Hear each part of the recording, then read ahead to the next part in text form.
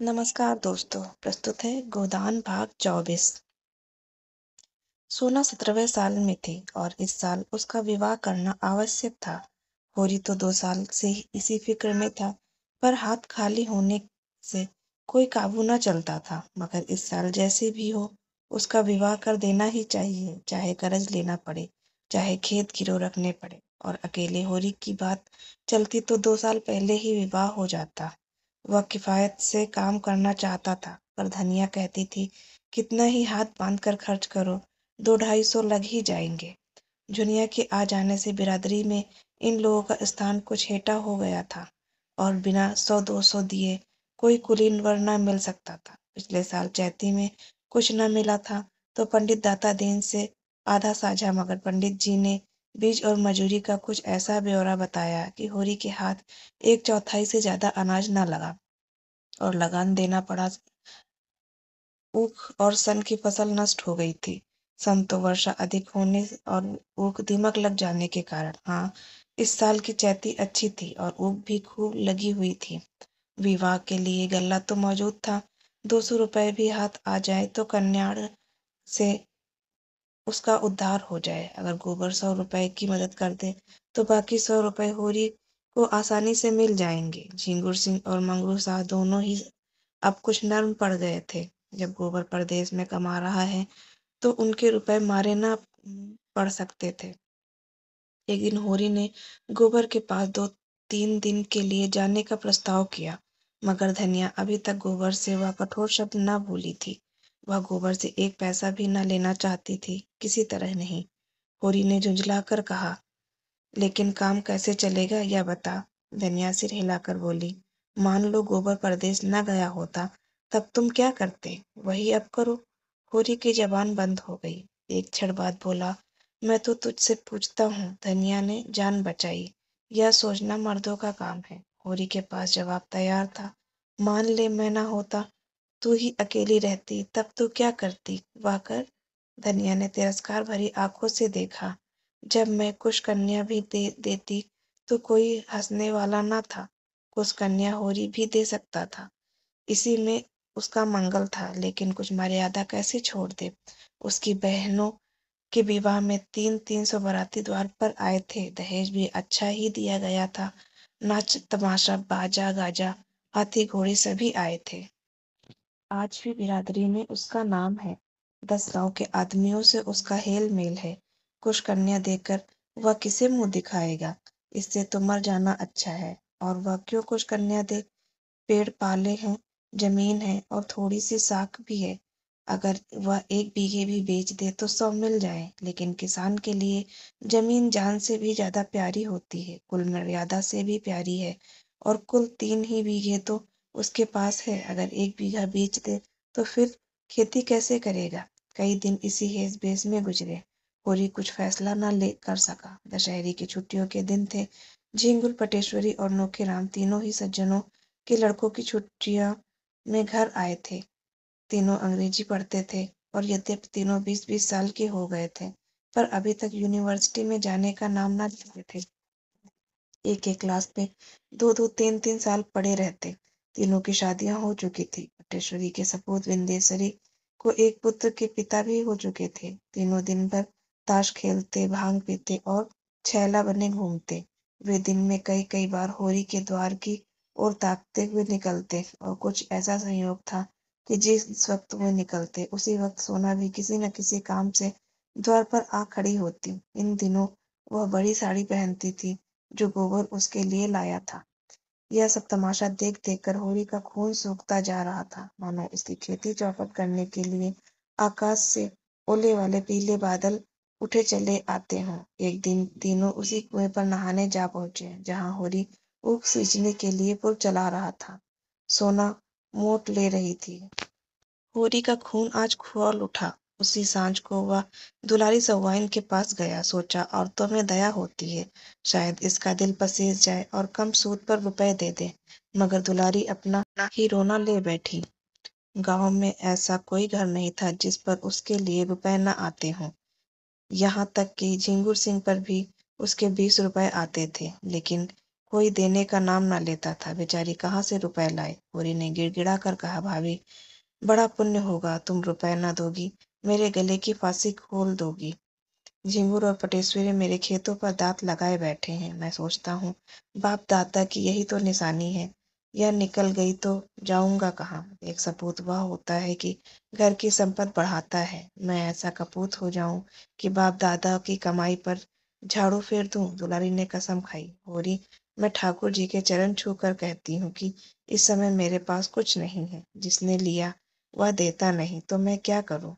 तुम कोई गैर तो नहीं हो, सोना भी मेरी ही लड़की है। लेकिन तुम ही बताओ मैं क्या करूं। तुम्हारा ही भाई हीरा है, बैल के लिए 50 रुपए लिए, उसका तो कहीं पता ठिकाना नहीं। उसकी घरवाली से मांगो तो लड़ने को तैयार। शोभा भी देखते में बड़ा सीधा साधा है, लेकिन पैसा देने नहीं जानता। और असल बात तो यह है कि किसी के पास है ही नहीं। दे कहाँ से। सबकी दशा देखती हूँ, इसी मारे सबर कर जाती हूँ। लोग किसी तरह पेट पाल रहे हैं, और क्या। खेत बाड़ी बेचने की सलाह ना दूंगी। कुछ नहीं, मैं मर्जात तो है। फिर कनफुसियों में बोली, पटेश्वरी लाला का लौंडा तुम्हारे घर की ओर बहुत चक्कर लगाया करता है। तीनों का वही हाल है, इनसे चौकस रहना। यह शहरी हो गए हैं, गांव का भाईचारा क्या समझेंगे। लड़के गांव में भी हैं, मगर उनमें कुछ लिहाज है, कुछ अदब है, कुछ डर है। ये सब तो छुट्टे सांड है।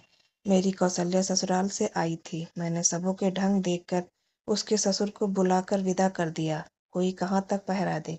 होरी को मुस्कुराते देखकर उसने सरस ताड़ना के भाव से कहा, हंसोगे होरी तो मैं भी कुछ कह दूंगी। तुम क्या किसी से कम नटखट थे। दिन में 2500 बार किसी न किसी बहाने मेरी दुकान पर आया करते थे, मगर मैंने कभी ताका तक नहीं। होरी ने मीठे प्रतिवाद के साथ कहा, या तो तुम झूठ बोलती हो भाभी। बिना कुछ रस पाए थोड़े ही आता था। चिड़िया एक बार परच जाती है, तभी दूसरी बार आंगन में आती है। चल झूठे, आंखों से न ताकती रही हो, लेकिन तुम्हारा मन तो ताकता ही था, बिल्कुल बुलाता था। अच्छा रहने दो, बड़े आए अंतर्यामी बनके। तुम्हारे बार बार मर्राने देख के मुझे दया आ जाती थी। नहीं तुम कोई ऐसे बाके जवान ना थे। हुसैनी 1 पैसे का नमक लेने आ गया और यह परिहास बंद हो गया। हुसैनी नमक लेकर चला गया तो दुलारी ने फिर कहा, गोबर के पास क्यों नहीं जा चले जाते। देखते भी जाओगे और शायद कुछ मिल भी जाए। पूरी निराश मन से बोला, वह कुछ ना देगा। लड़के 4 पैसे कमाने लगते हैं तो उनकी आंखें फिर जाती हैं। मैं तो बेहयाई करने को तैयार था, लेकिन धनिया नहीं मानती। उसकी मर्जी बिना चला जाऊं तो घर में रहना अपाड़ कर दे। उसका सुझाव भी जानती हो। दुलारी ने कटाक्ष करके कहा, तुम तो मेहरिया के जैसे गुलाम हो गए। तुमने पूछा ही नहीं तो क्या करता। मेरी गुलामी करने को कहते तो मैं लिखा लिया होता। सच तो अब से क्या बिगड़ा है, लिखा लो ना। 200 में लिखता हूँ, इन दामों महंगा नहीं हूँ। तब धनिया से तो ना बोलोगे। नहीं खाओ, कसम खाओ, और जो बोले तो मेरी जीभ काट लेना। अच्छा तो जाओ, घर ठीक ठाक करो, मैं रुपए दे दूंगी। घोरी ने सजल नेत्रों से दुलारी के पांव पकड़ लिए। भावावेश में मुंह बंद हो गया। सोहवाइन ने पांव खींच कर कहा, अब यही शरारत मुझे अच्छी नहीं लगती। मैं साल भर के भीतर अपने रुपए सूद समेत कान पकड़ कर लूंगी। तुम तो व्यवहार के ऐसे सच्चे नहीं हो, लेकिन धनिया पर मुझे विश्वास है। सुना पंडित तुमसे बहुत बिगड़े हुए हैं। कहते हैं इसे गांव से निकाल कर नहीं छोड़ा तो ब्राह्मण नहीं। तुम सिलिया को निकाल बाहर क्यों नहीं करते। बैठे बैठाए झगड़ा मोल ले लिया। धनिया उसे रखे हुए है, मैं क्या करूं। सुना है पंडित काशी गए हैं, वहां एक बड़ा नामी विद्वान पंडित है। वह 500 मांगता है, तब प्रायश्चित कराएगा। भला पूछो, ऐसा अंधेर नहीं हुआ है। जब धर्म नष्ट हो गया तो एक नहीं 1000 प्रायश्चित करो। इसे क्या होता है। तुम्हारे हाथ का छुआ पानी कोई ना पिएगा, चाहे जितना प्रायश्चित करो। होरी यहाँ से घर चला तो उसका दिल उछल रहा था। जीवन में ऐसा सुखद अनुभव उसे न हुआ था। रास्ते में शोभा के घर गया और सगाई लेकर चलने के लिए न्योता दे दिया। फिर दोनों दाता दीन के पास सगाई की शायद पूछने गए। वहां से आकर द्वार पर सगाई की तैयारियों की सलाह करने लगे। धनिया ने बाहर निकल कर कहा, पहर रात गई, अभी रोटी खाने की बेला नहीं आई। खाकर बैठो। कपड़ चौक करने सारी रात पड़ी है। होरी ने उसे भी परामर्श में शरीक होने का अनुरोध करते हुए कहा, इसी हालत में लगन ठीक हुआ है, बता क्या क्या सामान लाना चाहिए। मुझे तो कुछ मालूम नहीं। जब कुछ मालूम ही नहीं तो सलाह करने क्यों बैठे हो। रुपए पैसे का डौल भी हुआ कि मन की मिठाई खा रहे हो। होरी ने गौरव से कहा, तुझे इससे क्या मतलब, तू इतना बता दे क्या क्या सामान लाना होगा। तो मैं ऐसी मन की मिठाई नहीं खाती। तो इतना बता दे कि हमारी बहनों के ब्याह में क्या क्या सामान आया था। पहले यह बता दो, रुपए मिल गए। हाँ मिल गए। और नहीं क्या भंग खाई है। तो पहले चलकर खा लो फिर सलाह करेंगे। मगर जब उसने सुना कि दुलारी से बातचीत हुई है तो नाक सिकोड़कर बोली, उससे रुपए लेकर आज तक कोई उरिन हुआ है। चुड़ैल कितना कसकर सूद लेती है, लेकिन करता क्या, दूसरा देता कौन है। यह क्यों नहीं कहते कि इसी बहाने दो गाल हंसने बोलने गया था, बूढ़े हो गए पर यह बान ना गई। तू तो धनिया कभी कभी बच्चों की सी बातें करने लगती है। मेरे जैसे फटे हाल से वह हंस बोलेगी, सीधे मुंह बात तो नहीं करती। तुम जैसों को छोड़कर उसके पास और जाएगा ही कौन। उसके द्वार पर अच्छे अच्छे नाक रगड़ते हैं धनिया, तू क्या जाने। उससे पास लक्ष्मी है। उसने जरा सी हामी भर दी, तुम चारों ओर खुशखबरी लेकर दौड़े। हामी नहीं भरी दी, पक्का वादा किया है। होरी रोटी खाने गया और शोभा अपने घर चला गया तो सोना सिलिया के साथ बाहर निकली। वह द्वार पर खड़ी सारी बातें सुन रही थी। उसकी सगाई के लिए 200 रुपए दुलारी सोपाइन से उधार लिए जा रहे थे। यह बात उसके पेट में इस तरह खलबली मचा रही थी जैसे ताजा चूना पानी में पड़ गया हो। द्वार पर एक कुप्पी जल रही थी जिसमें ताक के ऊपर की दीवार काली हो गई थी। दोनों बैल नांद में सानी खा रहे थे और कुत्ता जमीन पर टुकड़े के इंतजार में बैठा हुआ था। दोनों युवतियां बैल की चरनी के पास बैठकर खड़ी हो गई थी। सोना बोली, तूने कुछ सुना? दादा साहूआइन से मेरी सगाई के लिए 200 रुपए उधार ले आए हैं। सिलिया घर पर रत्ती रत्ती हाल जानती थी। बोली, घर में पैसे नहीं है तो क्या करें। सोना ने सामने के काले वृक्ष की ओर ताकते हुए कहा, मैं ऐसा नहीं करना चाहती जिसमें मैं बाप को कर्ज लेना पड़े। कहाँ से देंगे बेचारे, बता। पहले ही कर्ज के बोझ से दबे हुए हैं, 200 और ले लेंगे तो बोझा और भारी होगा कि नहीं। बिना दान दहेज के बड़े आदमियों का कहीं ब्याह नहीं होता है पगली। बिना दहेज के तो कोई बूढ़ा ठेला भी मिलेगा। जाएंगे बूढ़े के साथ। बूढ़े के साथ क्यों जाऊं। भैया बूढ़े थे जो झुनिया को ले आए, उन्हें किसने के पैसे दहेज में दिए थे। उसके बाप दादा का नाम रूठता है। मैं तो सोनारी वाले से कह दूंगी, अगर तुमने ऐसा पैसा भी दहेज लिया तो मैं तुमसे ब्याह ना करूंगी। सोना का विवाह सोनारी के एक धनी किसान के लड़के से ठीक हुआ था। और जो वह कह दे कि मैं क्या करूं, तुम्हारे बाप देते हैं, मेरे बाप लेते हैं, इसमें मेरा क्या अख्तियार है। सोना ने जिस अस्त्र को रामबाण समझा था अब मालूम हुआ कि वह बांस की खैन है। हताश होकर बोली, मैं एक बार उससे कह के देख लेना चाहती हूँ। अगर उसने कह दिया मेरा कोई अख्तियार नहीं है तो क्या गोमती यहाँ से दूर है। डूब मरूंगी। माँ बाप ने मर मर के पाला पोसा, उसका बदला क्या यही है कि उनके घर से जाने लगूं तो उनके कर्ज में और लाती जाऊं। माँ बाप को भगवान ने दिया हो तो खुशी से जितना चाहे लड़की को दे, मैं मना नहीं करती। लेकिन जब वह पैसे पैसे को तंग हो जाते हैं, आज महाजन नालिश करके नीलाम करा ले तो कल मजूरी खरीदनी पड़ेगी। तो कन्या का धर्म यही है कि डूब मरे। घर की जमीन जायदाद तो बच जाएगी, रोटी का सहारा तो रह जाएगा। माँ बाप 4 दिन मेरे नाम को रोकर संतोष कर लेंगे। यह तो ना होगा कि मेरा ब्याह करके उन्हें जन्म भर रोना पड़े। 3-4 साल में 200 के दूने हो जाएंगे, दादा कहाँ से ला कर देंगे।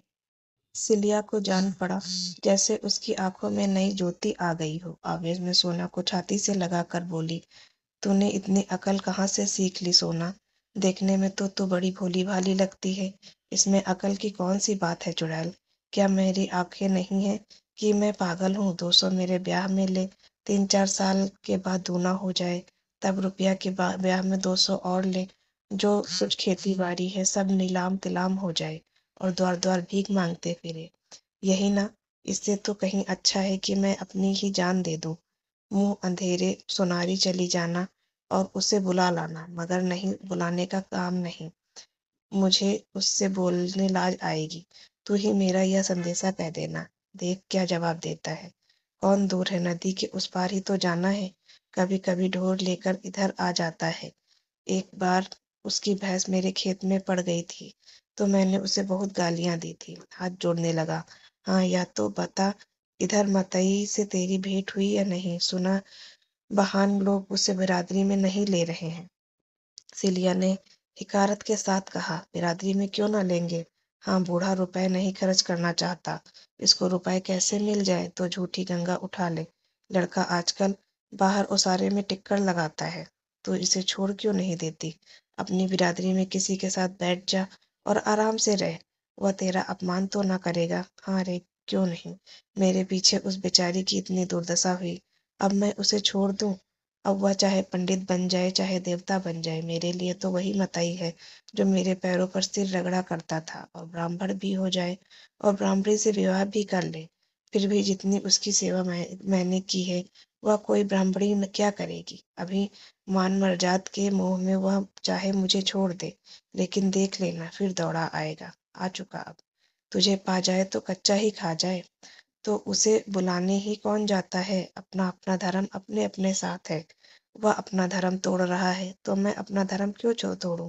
प्रातःकाल से लिया सोनारी की ओर चली, लेकिन होरी ने रोक रोक लिया। धनिया के सिर में दर्द था, उसकी जगह क्यारियों को भरना था। सिलिया इनकार न कर सकी। यहाँ से जब दोपहर की छुट्टी मिली तो वह सोनारी चली। इधर तीसरे पहर होरी फिर कुएं पर चला तो सिलिया का पता न था। बिगड़ कर बोला, सिलिया कहाँ उड़ गई? रहती है, न जाने किधर चल देती है। जैसे किसी काम में जी ही नहीं लगता। तू जानती है सोना कहाँ गई है? सोना ने बहाना किया, मुझे तो कुछ मालूम नहीं। कहती थी धोबिन के घर कपड़े लेने जाना है, वहीं चली गई होगी। धनिया ने खाट से उठकर कहा, चलो मैं क्यारी बनाए देती हूँ। कौन उसे मजदूरी देते हो जो उसे बिगड़ रहे हो? हमारे घर में रहती नहीं है, उसके पीछे सारे गांव में बदनाम नहीं हो रहे हैं? अच्छा रहने दो, एक कोने में पड़ी हुई है तो उससे किराया लोगे? एक कोने में नहीं पड़ी हुई है, एक पूरी कोठरी लिए हुए है तो उस कोठरी का किराया होगा कोई 50 रुपए महीना। उसका किराया एक पैसा सही। हमारे घर में रहती है, जाए पूछ कर जाए। आज आती है तो खबर लेता हूँ। पुर चलने लगा। धनिया को होरी ने न आने दिया। रूपा क्यारी बनाती थी और सोना मोट ले रही थी। रूपा गीली मिट्टी के चूल्हे और बर्तन बना रही थी और सोना संशय आंखों से सुनारी की ओर ताक रही थी। शंका भी थी, आशा भी थी। शंका अधिक थी, आशा कम। सोचती थी उन लोगों को रुपए मिल रहे हैं तो क्यों छोड़ने लगे? जिनके पास पैसे हैं वे तो पैसे और भी जान देते हैं। और गौरी महतो तो एक ही लालची है। मथुरा में दया है, धर्म है, लेकिन बाप की इच्छा जो होगी वही उसे माननी पड़ेगी। मगर सोना भी बच्चा को ऐसे फटकारेगी कि याद करेगा। वह साफ कहेगी, जाकर किसी धनी की लड़की से ब्याह कर, तुझ जैसे पुरुष के साथ मेरा निभाना होगा। कहीं गौरी महतो मान गए तो वह उनके चरण धो धोकर पिएगी, उनकी ऐसी सेवा करेगी कि अपने बाप की भी ना की होगी और सिलिया को भरपेट मिठाई खिलाएगी। गोबर ने उसे जो रुपया दिया था उसे वह अभी तक संचे हुए थी। इस मृदु कल्पना से उसकी आंखें चमक उठी और कपोलों पर हल्की सी लाली दौड़ गई। मगर सिलिया अभी तक आई क्यों नहीं? कौन बड़ी दूर है, ना आने दिया होगा उन लोगों ने। आह, वह आ रही है, लेकिन बहुत धीरे धीरे आती है। सोना का दिल बैठ गया। अब आगे नहीं माने शायद। नहीं, सिलिया दौड़ती आती तो सोना से हो चुका ब्याह। मुंह धो रखो। सिलिया आई जरूर, पर कुएं पर न आकर खेत में क्यारी बनाने लगी। डर रही थी होरी पूछेंगे कहाँ गई थी। अब तक तो क्या जवाब देगी? सोना ने यह 2 घंटे का काम बड़ी मुश्किल से काटा। पुर छूटते ही वह भागी हुई सिलिया के पास पहुंची। वहां जाकर तू मर गई थी क्या? ताकते ताकते मेरी आंखें फूट गईं। सिलिया को बुरा लगा। तो क्या मैं वहां सोती थी? इस तरह की बातचीत राह चलते थोड़ी ही हो जाती है, अवसर देखना पड़ता है। मथुरा नदी की ओर डोर चराने गए थे। खोजती खोजती उसके पास गई तो तेरा संदेशा कहा। ऐसा प्रसन्न हुआ कि तुझसे क्या कहूँ। मेरे पांव पर गिरकर बोला, सिल्लो, मैंने तो जब से सुना कि सोना मेरे घर में आ रही है तब से आंखों की नींद हर गई है। उसकी वह गालियां मुझे फल गईं, लेकिन काका को क्या करूं? वह किसी की नहीं सुनते। सोना ने टोका, तो ना सुने। सोना भी जिद्दी नहीं, जो कहा है वह कर दिखाएगी, फिर हाथ मलते रह जाएंगे। बस उसी क्षण ढोरों को वहीं छोड़ मुझे लिए गौरी महतो के पास गया। महतो के 4 पुर चलते हैं, हुआ भी उन्हीं का है, 10 बीघे का ऊख है। महतो को देख के मुझे हंसी आ गई, जैसे कोई घसियारा हो। हाँ, भाग कर बली है। बाप बेटे में खूब कहा सुनी हुई। गौरी महतो कहते थे, तुझसे क्या मतलब, मैं चाहे कुछ लूं या ना लूं, तू कौन होता है बोलने वाला। मथुरा कहते थे, तुझको लेना देना है तो मेरा ब्याह मत करो, मैं अपना ब्याह जैसे चाहूंगा कर लूंगा। बात बढ़ गई और गौरी महतो ने पनहिया उतारकर मथुरा को खूब पीटा। कोई दूसरा लड़का इतनी मार खाकर बिगड़ खड़ा होता, मथुरा एक धूसा भी जमा देता तो महतो फिर ना उठते, मगर बेचारा 50 जूते खाकर भी कुछ न बोला। आंखों में आंसू भरे मेरी ओर गरीबों की तरह ताकता हुआ चला गया। तब महतो मुझ पर बिगड़ने लगे, सैकड़ों गालियां दी, मगर मैं क्यों सुनने लगी थी। मुझे उसका डर था।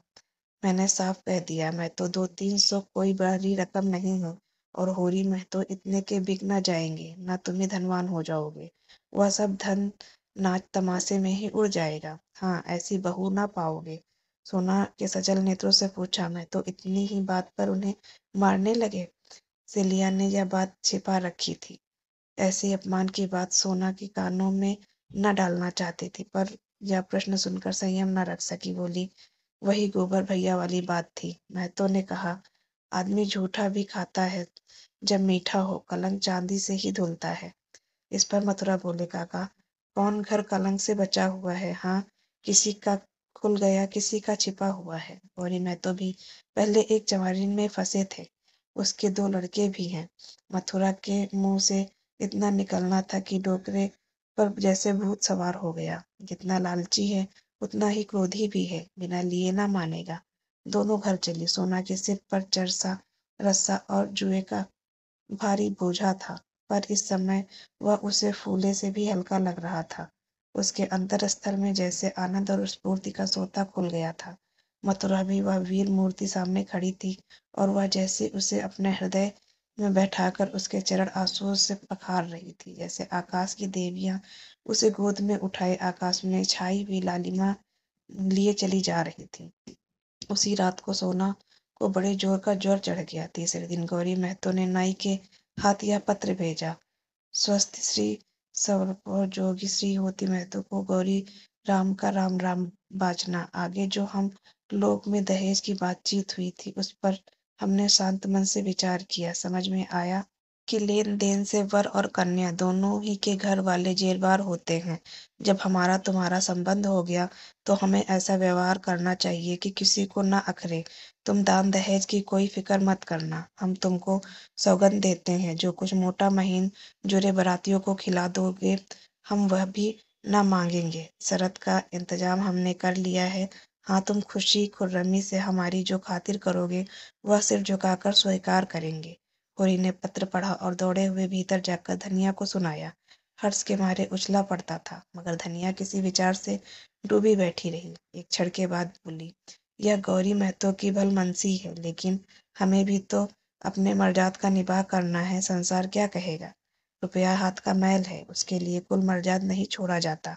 जो कुछ हमसे हो सकेगा देंगे, और गौरी महतो को लेना पड़ेगा। तुम यही जवाब लिख देना। माँ बाप की कमाई में क्या लड़की का कोई हक नहीं है। नहीं लिखना क्या है, चलो मैं नाई से संदेश कहलाए देती हूँ। गोरी अद्भुत सा आंगन में खड़ा था, और धनिया उस उदारता की प्रतिक्रिया में जो गोरी महतो की सज्जनता से जागा दी थी, संदेशा कह रही थी। फिर उसने नाई को रस पिलाया और विदाई देकर विदा किया। वह चला गया तो होरी ने कहा, यह तूने क्या कर डाला धनिया।